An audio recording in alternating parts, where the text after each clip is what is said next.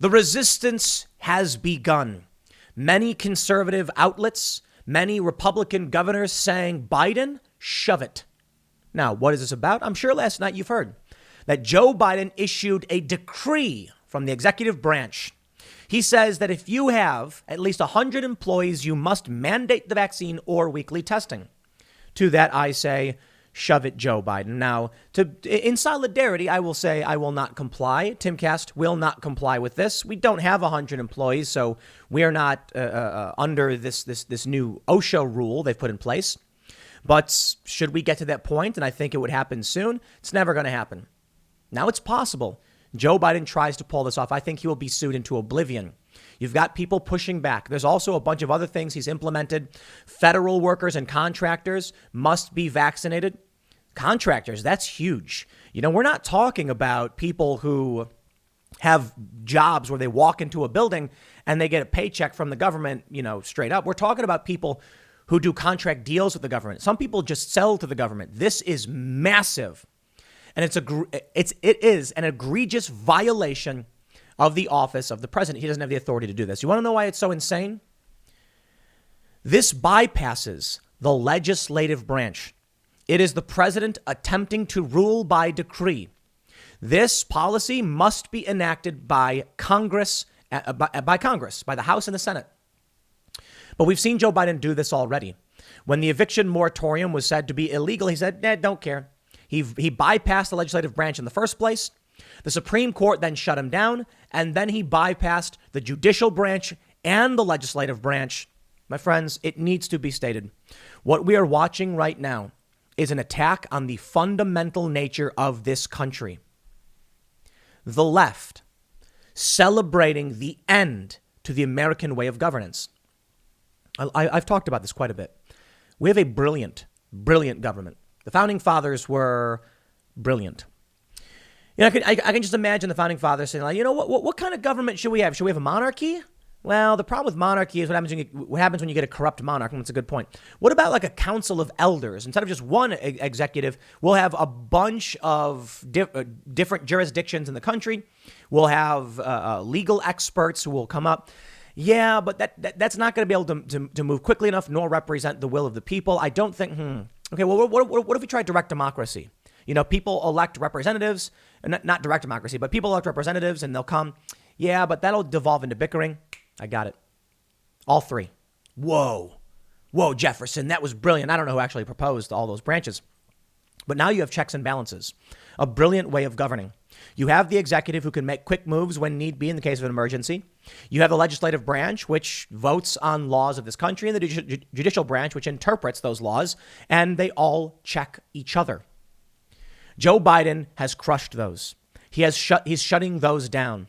And what we see are people on the left, you know, your mainstream personalities, Chris Hayes, whatever, and your bread tuber leftists who claim to be libertarians like Vosh and Hassan, cheering for rule by decree.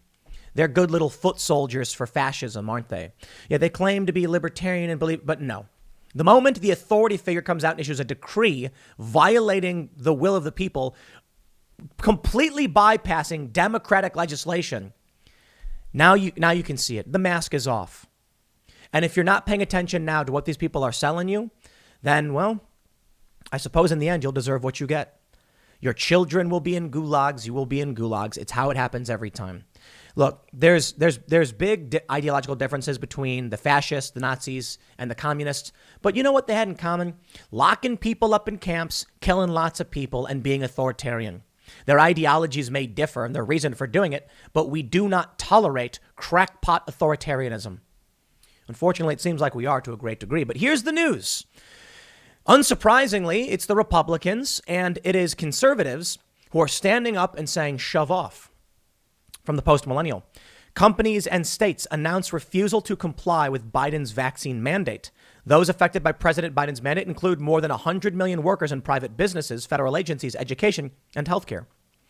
Private companies across the U.S. are pushing back against President Biden's vaccination mandate that requires employers with 100 or more employees to compel employees to get vaccinated against COVID or face fines and termination or get tested. Post-Millennial, you got to include that one. It is not about freedom or personal choice, but about those around you, Biden said during his Thursday speech.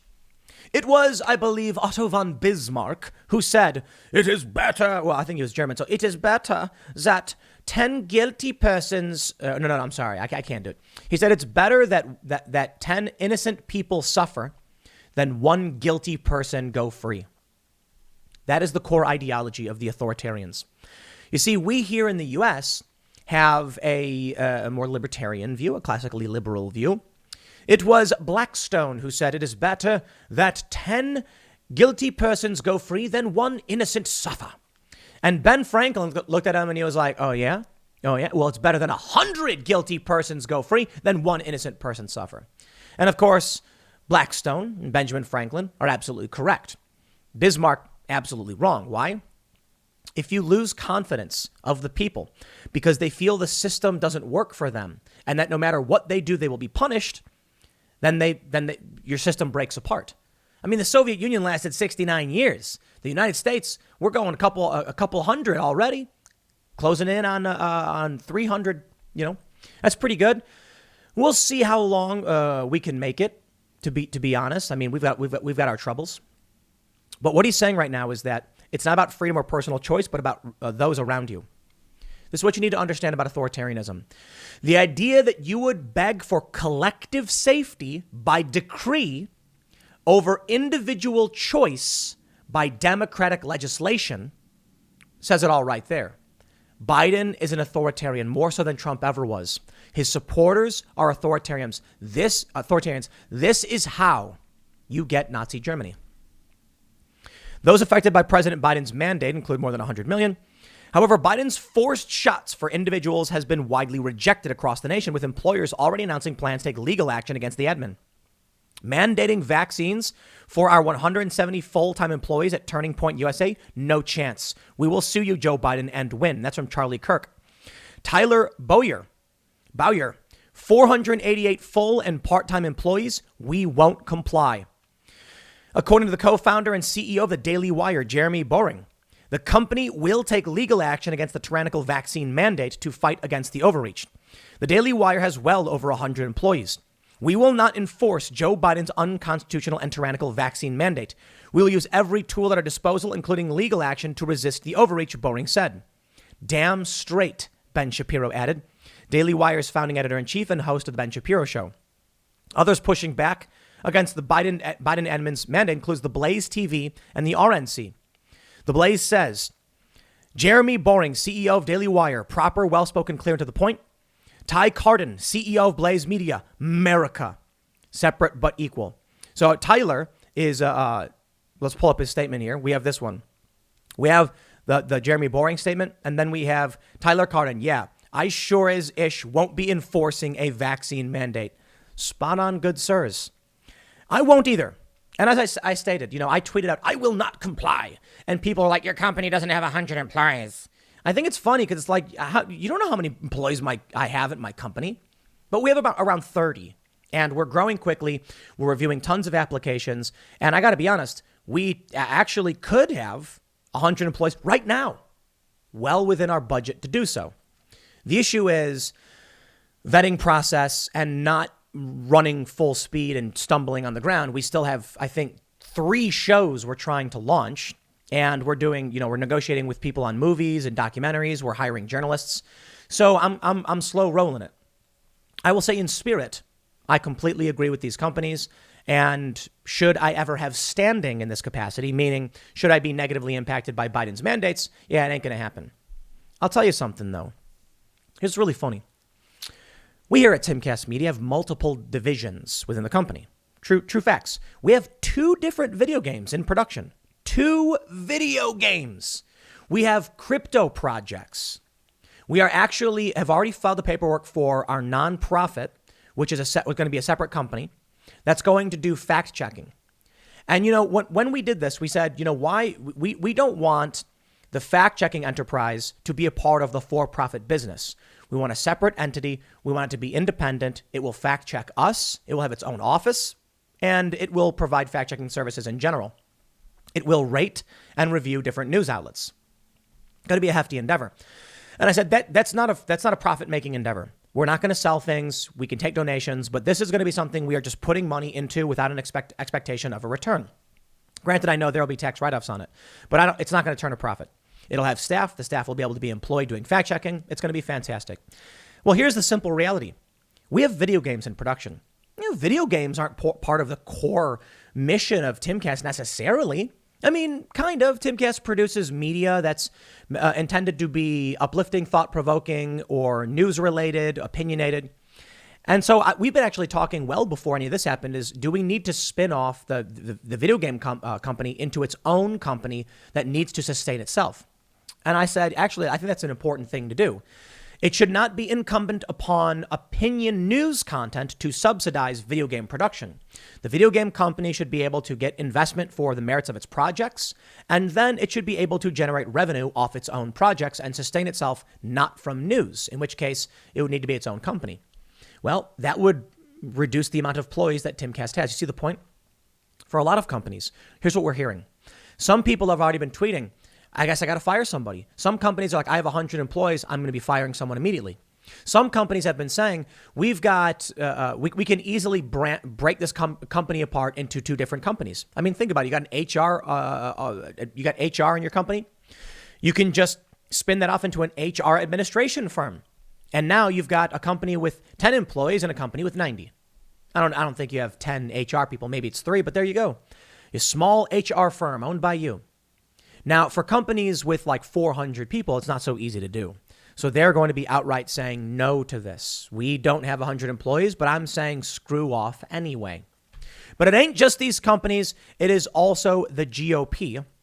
And we've got a whole bunch of people.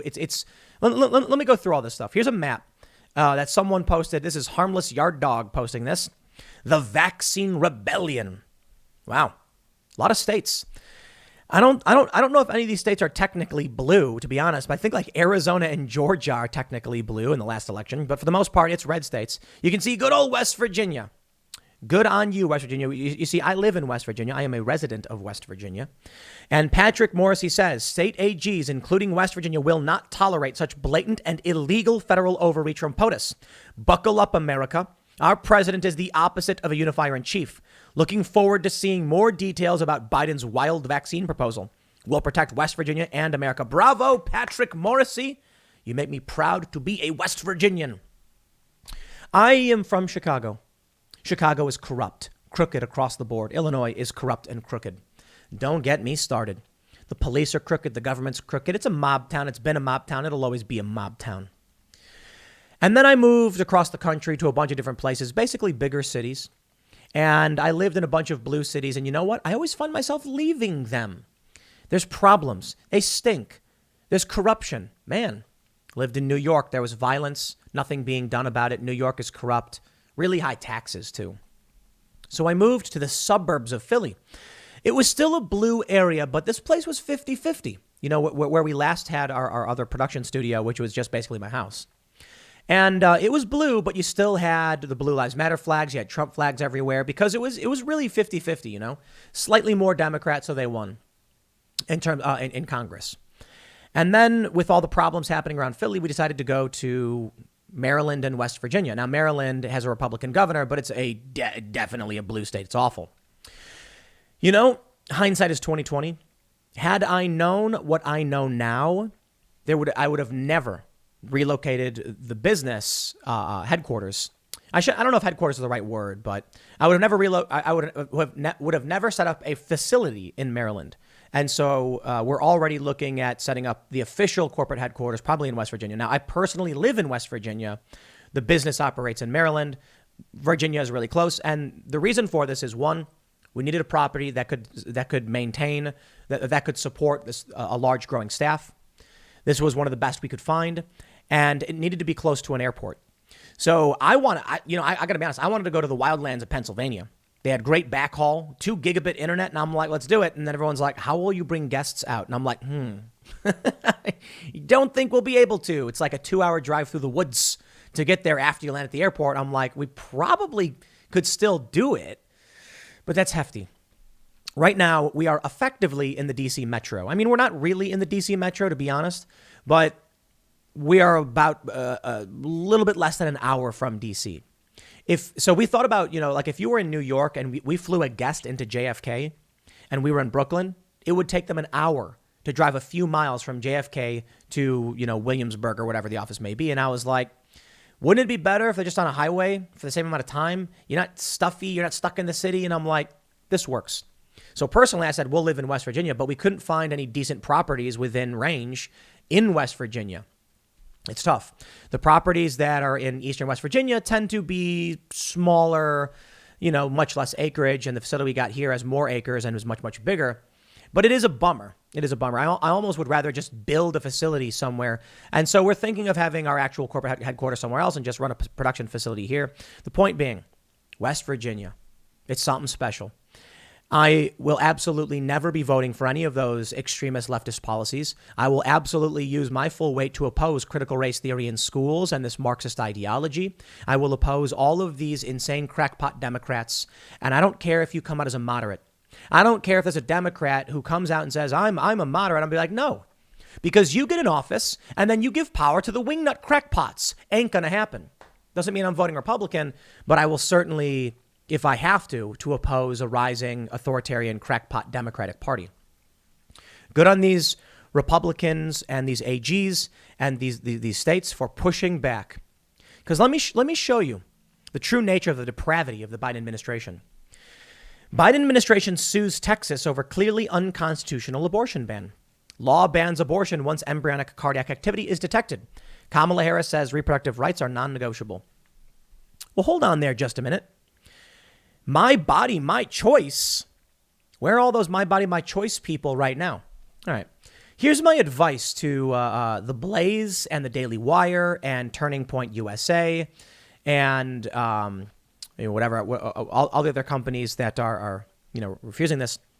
If your employees identify as women, well, now you can't mandate what they do with their bodies. Sorry, Joe Biden. In the name of my body, my choice and defending women, we can't allow it.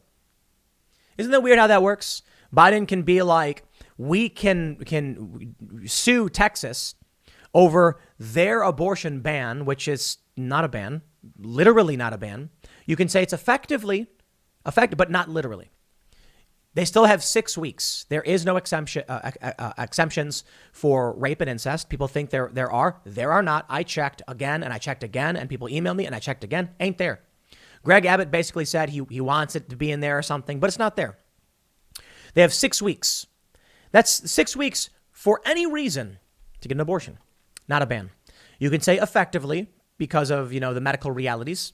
I'm fine with saying it's an effective ban, but it's not a literal legislative ban. Regardless, what makes Biden think that he can mandate vaccines nationwide and then sue Texas for an abortion ban? Now, I do think it's interesting. The conservative argument is that the body of the baby is not the body of the mother. And so they're literally saying my body, my choice the whole time. I mean, think about the logic here. This is kind of funny. If a woman gets pregnant by choice, not by rape or incest, and again, medical exemptions, let's put it this way. A woman chooses to engage in intercourse with another human and it produces a pregnancy. There is now a separate body within that woman. She doesn't have the right to make a choice for that other body. I personally fall on the pro-choice side simply because she still has to provide her blood and her body to this entity, and it creates a predicament. I understand the Republican argument to counter this, saying she made the choice to create a dependent being upon her, and now she has to follow through with that, just like if a guy gets a woman pregnant, he's got to pay for 18 years. It's consistent. It absolutely is. I just have a hard stop when it comes to state intervention and like submitting to the state. I don't know. I just can't do it. We can disagree on it. But the conservative position on my body, my choice is consistent across the board. The government can't mandate you to get a medical procedure, and the government has to protect you from enacting a medical procedure against someone else. The left's position is completely incoherent. They can force you to get a vaccine while claiming my body, my choice. It's wrong. I'm sorry. At least be honest. This is what I try to do, right? You can't force people. You protect people. My line is the government should not be mandating medical procedures. Only you and your doctor know what's right for you. The government doesn't. And this means that many disabled people are going to be negatively impacted. At-risk women or pregnancies, they want to choose not to. That's not the government's business. A woman who gets pregnant and has an exemption under incest, rape, or medical issues, health issues, should not have to go to the state to prove. You see, that is effectively a man, like outside of even requiring vaccines, you shouldn't have to prove any of this. And so I imagine a woman going to the doctor and the doctor says, I have bad news. And she goes, oh no, this is devastating to me. Well, let me now go provide proof to the government that I have an issue. Imagine a woman who was raped by a man. And she says, I was forced into this position and I will not give my body up. I'm sorry. Okay. Is she now going to have to go to the government and file paperwork? A rape proof mandate, rape passport? No. I'm sorry. I can't tolerate that. Me personally, I can't.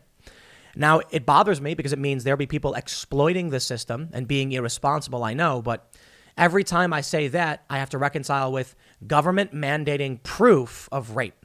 And I'm just like, wow.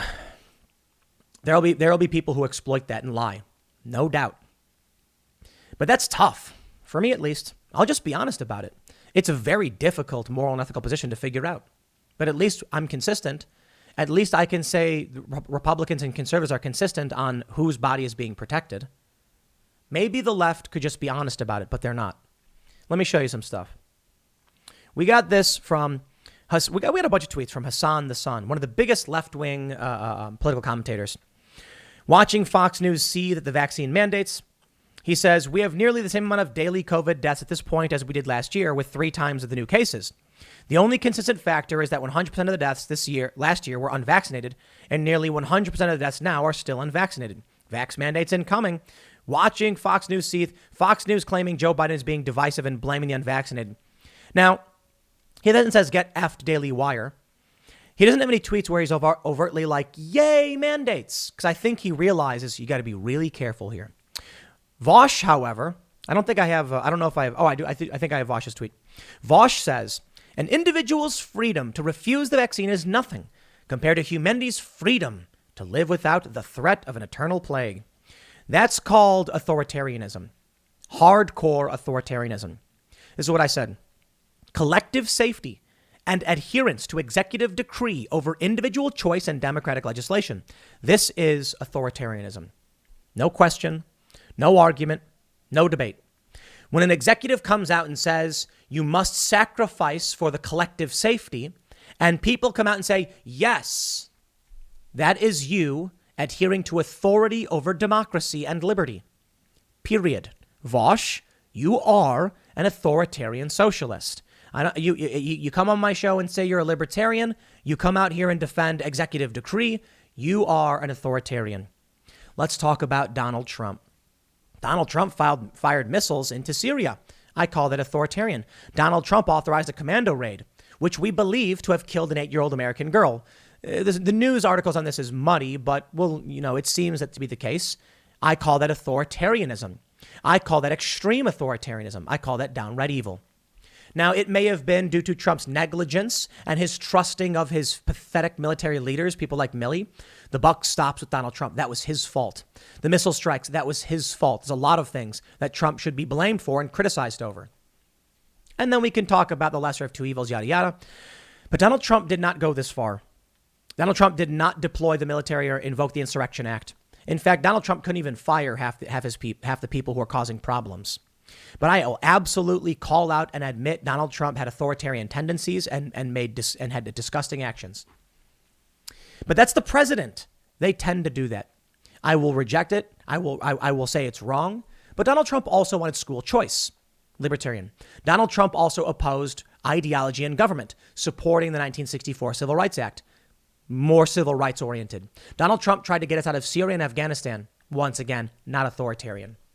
You coming out and saying, everyone bend the knee to the executor as he decrees what you must do. Authoritarian. You get the point. Resist. Legitimately. It's time to resist. Protest peacefully, persuasively, and be resourceful. I'll leave it there. Next segment's coming up at 1 p.m. on this channel. Thanks for hanging out, and I will see you all then.